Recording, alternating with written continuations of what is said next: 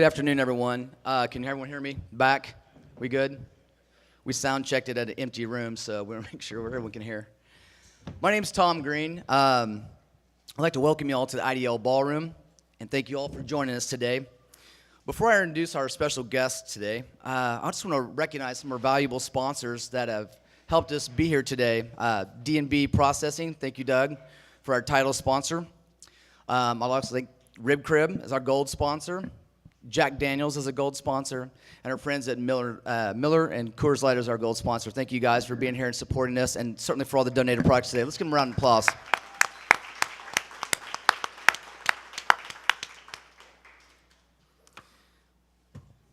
So you're not here to hear about what I have to say. You're here to hear about what they have to say. We got some really exciting news, and I'm going to turn this over to a guy I met a year ago. His name is Freddy Stahmer, and he is the CEO of the Farm Rock brand, and this is a new offshoot of what we're doing here, and I'm going to let Freddy take it from here and open it up. Well, first of all, thank you very much. We are extremely excited to be here in Tulsa, Oklahoma, and excited to bring what is quickly becoming almost a festival tour, not just a fest, but a festival tour, and that's part of the Farm Rock concert series and tour series, as well as the Desert Rocks concert and tour series. And as Tom said, we were introduced to one another approximately a year ago, little less than a year ago, and I was just, again, very excited to work with Tom and to look at the possibilities of bringing this festival here to Tulsa, Oklahoma. So that's kind of how it all started. So again, this is part of the Farm Rock concert series, Desert Rock concert series, tour and festival, and it's going to be right here, right literally outside of IDL Ballroom at the cross streets, downtown Tulsa. Block the streets off, bring the staging in.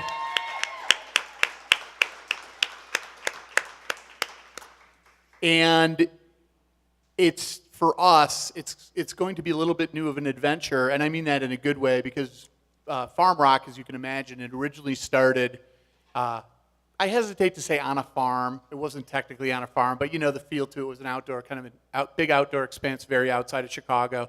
As a matter of fact, Eddie was involved with the first one goes back a few years now.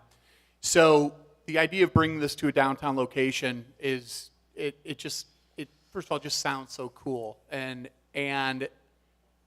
Tulsa has been so accommodating, and it's so exciting to be in this atmosphere. And I think it's going to be something very special.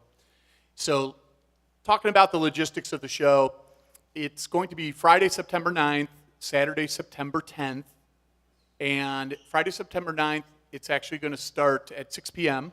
That's when the doors will open.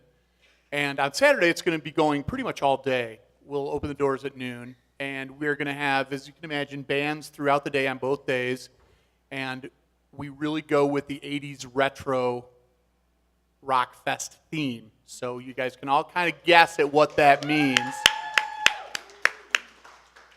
And we have found that, especially here in Oklahoma and here in Tulsa, that there are such loyal fans and such amazing fans to that scene, as are we. You know, that's a huge reason why, you know, Eddie has been so fantastic in what he has done, and I grew up with that. And so it's a labor of love for me to be able to combine both just what's so special to me for my history in music, along with bringing these types of festivals to different markets and locations. So Saturday we'll be going all day. We'll start at noon and go all day into the wee hours of the evening. And we can actually announce some of the names. Now remember, there's still some TBA in all this, so keep that in mind. And we are in the midst of discerning which acts are going to be on Friday and Saturday night. So that's all going to be coming very soon. But right now we can say who is confirmed on the show. One of my favorites, Night Ranger, who is just... another one of my favorites, and I know a very good friend of mine who is the drummer also of Eddie, is Quiet Riot. They're on the bill. Queensryche, who is still just as amazing as ever. And who could do a fest like this without She's My Cherry Pie and Warrant, of course. Beautiful women of rock and roll, Vixen. Janet Gardner, still just absolutely phenomenal. Turn up the radio, we got to have autograph when it comes to the self-proclaimed, and you'll know why, bad boys in rock and roll, Faster Pussycat. It's part of it. Kicking off everything, which will be Thursday night, which is going to be an acoustic pre-party. It will be right here in the ballroom, and there will be festivities going on here. It's going to be part of a VIP package. Will be Kip Winger, and another just icon from the era and very good friend of ours is Mike Tramp of White Lion. So they will both be here kicking it off on that Thursday night doing acoustic sets. And again, keep in mind, everybody, we do have more artists to be announced here pretty soon as we move forward. So never heard of any of them. Yeah, yeah. Eddie's wondering who all these people are. He's not sure. Now, tickets are going to pre-sale and tickets are going to start next Tuesday, and people will be able to go to either www.stubwire.com, and that will be the main ticketing for the show. As well as Starship Record and Tapes. And then there will be a couple other ticket outlets, and we'll get this as we announce everything also through social media. FrederickEntertainment.net, our website, along with our Facebook page, which is Farm Rock Tulsa, Streets Gone Wild. We'll have links up there for everybody as well. We have a few different hosts and MCs that will be involved with this. I know you already know who one of those hosts is going to be. But someone else from Hair Nation, a gentleman by the name of Luke Carl. I'm not sure who's familiar with Luke, but Luke's also part of a lot of these events that we do. Mm-hmm. And also, as we said earlier, She's My Cherry Pie. We're going to have Bobby Brown, if those of you who remember her from quite a few videos. Yes, yeah, yep. And Bobby's still involved with the scene in a lot of what we do. So, but the main master of ceremonies and the main host of the event, a gentleman sitting right here to my left, who has been a veteran of the music industry for 34 years. Which means I'm old. Yeah, I was supposed to just say a number of years, you know. So scratch out 34, just say a number. Or you cost. Started when I was 2. Yeah. And Eddie has been involved with so many things in the record and music industry, record executive. And I know many of you are familiar with the different shows he has had over the years. And VH1, That Metal Show. I mean, absolutely iconic. Thank you. As well as his work with Sirius Radio and Hair Nation. And Eddie, if I'm not mistaken, too, where he got his start out in New York, still is a syndicated show. Jersey, yeah. Jersey, yep. Jersey, New York, yeah. And so we have had the pleasure of working together a number of times. As I mentioned, the first Farm Rock event, Eddie was our host, and he is just, again, the consummate promoter of what we do and what goes on, and a huge reason why true party, rock and roll, just the atmosphere, the nostalgia, why it still exists at the level that it does is because of this man next to me. So I'd like to officially introduce Eddie Trunk, everybody. Thank you. Thank you, everybody. Thank you. I guess I'm supposed to say something now. Or is that it? Can I just go? No. It's great to be here. It's great to be a part of this. I just met Tom for the first time last night, and he is obviously a kindred spirit in this world of music as well. We sat at the tavern over here on the corner and probably could have still been sitting there if it wasn't around midnight or 12:30 talking music and bands. So that was a lot of fun. And as Freddy said earlier, I got to know Freddy around the time of the first Farm Rock and have gotten to do some things with him over the years as well. And they're always great events, very professionally run. And I think all of us, as I said, I just mentioned getting to know Tom, but having known Freddy for a little while, we all come at this from the same place. We are all, yes, it's what we do for a living and all that, but we are all doing this because we are truly fans and believers and supporters in rock music. And, I've dedicated my life to it on a variety of levels. Some you know about, some you may not. But it's always a lot of fun for me to be able to be associated with this stuff, to get out there and meet the people that support the things I do support these bands. And for this particular event, for Streets Gone Wild, it's really cool for me because this is the first one. And some of the things that are really special for me are, there's things that I do that I come and go, and one year I do them, a couple years go by, I don't. But the ones that I do and we're in on the ground floor of are really very special to me because I've been associated with it at its roots and seen it grow and change and evolve. And there's a couple of things I do like that annually, whether it be Monsters of Rock Cruise, which I was on the very first one and have done every one. Something that, of course, started here 10 years ago that I've hosted every year, Rocklahoma. And I'll be back for that next week.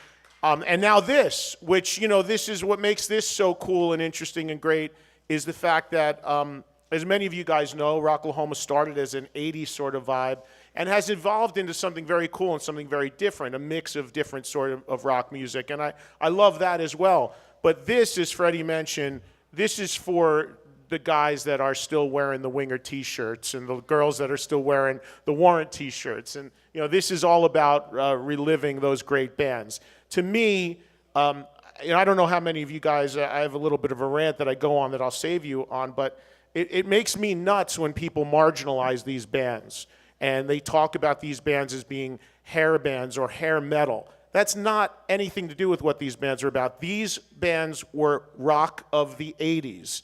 These bands are a whole generation's classic rock today, and they shouldn't be marginalized or defined by what they looked like 30 years ago. Got news for you, everybody looked pretty ridiculous 30 years ago, myself included. So it's about great bands, still many of these guys still performing and doing really, really well and bringing the songs that you loved and that you grew up with, and that's what this is all about, and I'm just excited to be a part of it.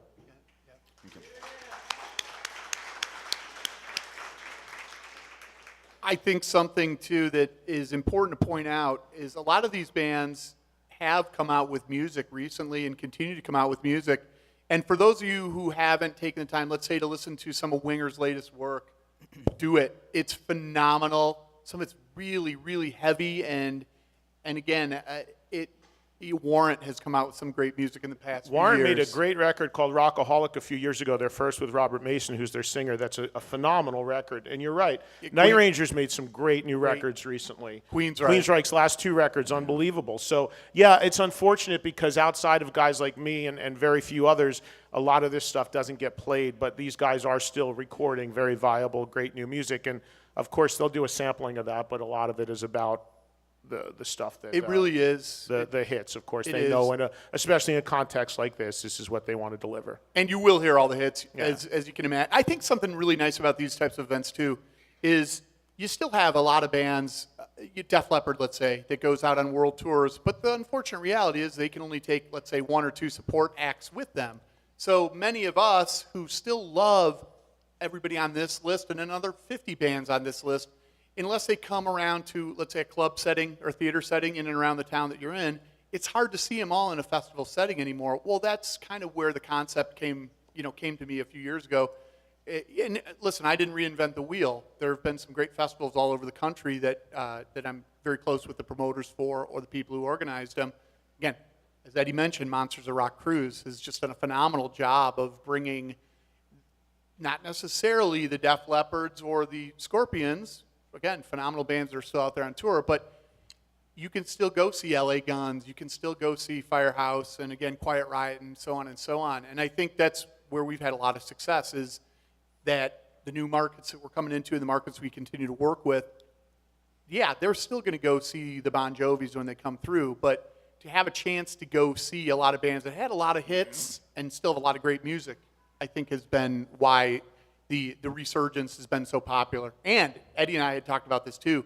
Believe it or not, the whole Young Guns of rock and roll, you're seeing it. We're seeing a lot of the next generation come with their parents or take part in watching and are getting into this type of music. So, I'll be darned if I'll ever let this true great rock and roll, go away, because I think it deserves to still be out there in the way that it is. So the reality of it too is, as Freddie mentioned, is a lot of these bands, honestly, they do not tour. because the days of them being able to tour are kind of over. And what they do is sporadic shows like these events. So in order to get all these bands in one place and see them all in a day and a half is a really cool, unique thing. Because some of these bands, I mean, you may not see them come through your market. These guys, it isn't 1988 as much as we wish it was, you know. So they aren't out there doing 200 shows and on a bus and touring. They fly in, they do shows, they disappear, they scatter, they go somewhere else. So when you have opportunities like Streets Gone Wild, where you can come to an event and see a great cluster of them, and as Freddy said, there's a few that can't be mentioned yet that are going to come on board as well. It's a great opportunity. And the other thing, and I'm sure Freddy can attest to this too, having been to his events and having done so many things like this myself over the decades, is seeing all these bands is great, but it's also a great camaraderie amongst the fans, because a lot of us have, been told that this stuff is dead or passé, or it's been marginalized, or maybe some of us have been made fun of for liking it.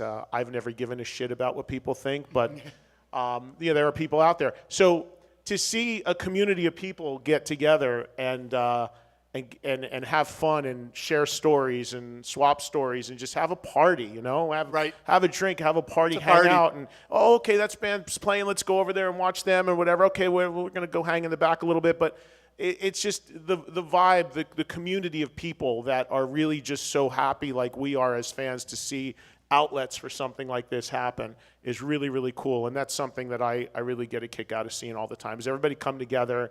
And as Freddy said, not just people our age, but now younger people coming who may have seen a Warrant video on VH1 Classic, or may have heard a song on Sirius XM, or maybe had their parents hand them a CD, and now they're 18, 20, 21, and their parents turn them on to this stuff. That's a very cool thing to see the generation change like that. And as I said, to a lot of people, this is their classic rock. And for whatever reason, sometimes classic rock radio goes from 70s and skips over the 80s and jumps right to the 90s. These events like this very much help keep this stuff alive. Yep, there's no doubt. We have been involved with a couple of youth groups, too, in the music business.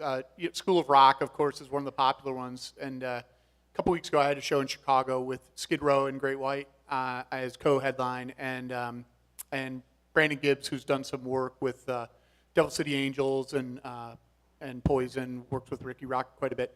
Well, we had the School of Rock group in Chicago open the show, and it was so cool to watch 13-year-olds, 14-year-olds, and some amazing young musicians jamming out Bon Jovi tunes and Ain't Nothing But a Good Time from Poison. And it was just so refreshing to see that, because, again, for us, that's what it's really all about, is continuing the legacy and continuing with the nostalgia of what we're seeing with these bands continuing on. So, yes, there is the next generations out there. We just have to continue to make sure that they know that this is what it's all about, and to keep the legacy going.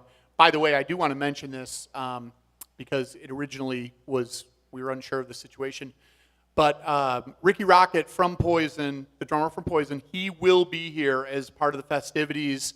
He's going to be doing some acoustic with the gentleman I just mentioned, Brandon Gibbs. They're going to be doing acoustic sets each night as part of the post party, which again is going to be right here in the IDL Ballroom, and so that's kind of cool too.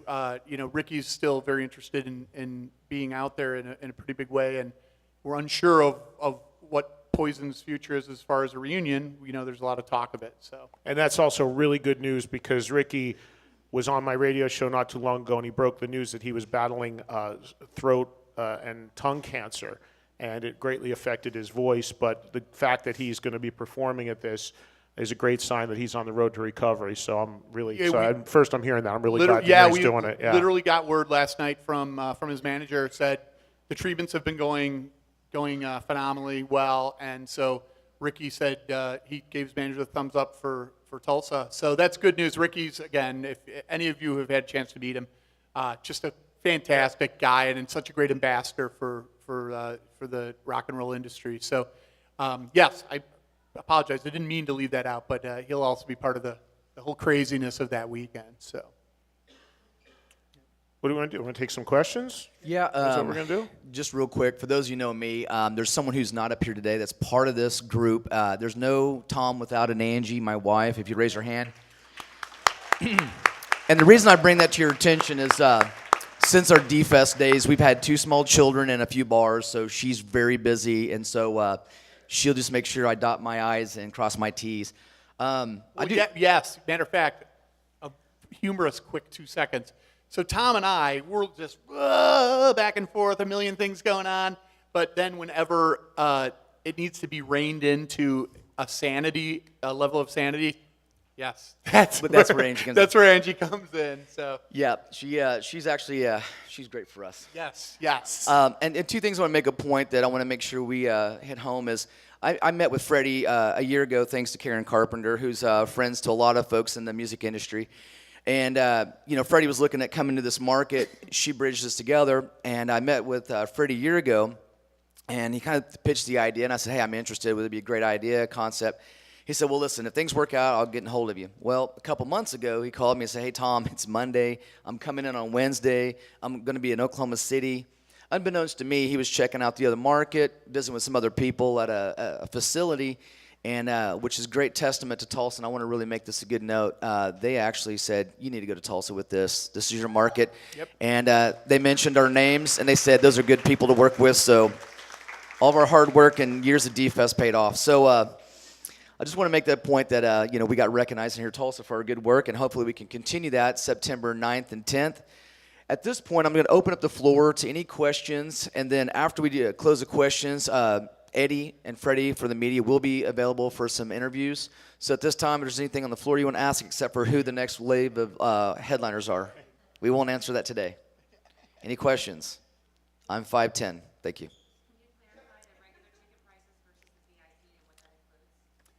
Yes, there will be a couple different levels of ticketing available. And it will just start with a 1-day general admission, and then it will work up to 2-day packages, and even a 3-day, what we call the ultimate VIP package, which would be cover the pre-party, the acoustic pre-party, and also you have to picture this a little bit with the main stage being right out here. There's going to be a VIP area, which is we call it the front of stage section, which would be separate from GA, and so the ticket buy up for that would be a front of stage and then a front of stage VIP, which of hospitality in here. This is where the post parties will be. So we do have the ticketing price breakdown. I'm not sure, Tom, do you have that?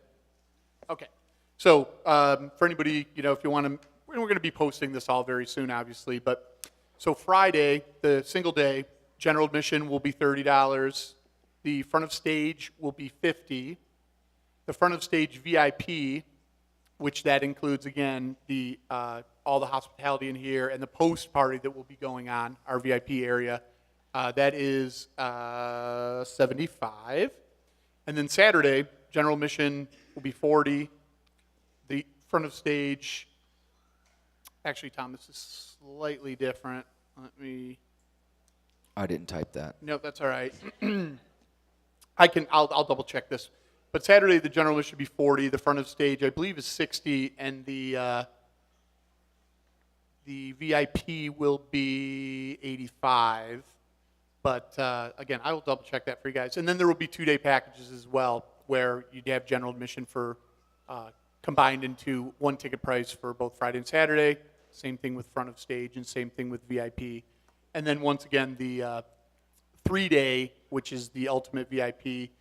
And that includes the pre-parties and after-parties, which again will be taking place right here. And your front of stage access will be $225 for all 3 days. So we'll be posting that with the breakdown very shortly. So Basically, any of those prices are cheaper than a T-shirt at an arena show. yeah, Pretty much.